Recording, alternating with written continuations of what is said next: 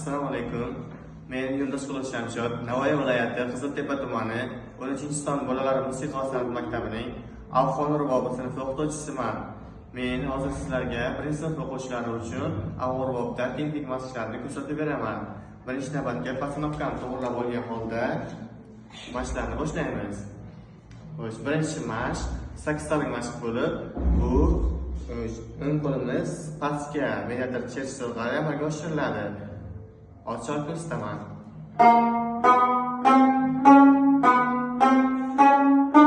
Bu 8 talik mashq. Keyingi mashqimiz 16 talik mashq bo'lib, u millimetrni pastga, tepaga chalish orqali amalga oshiriladi.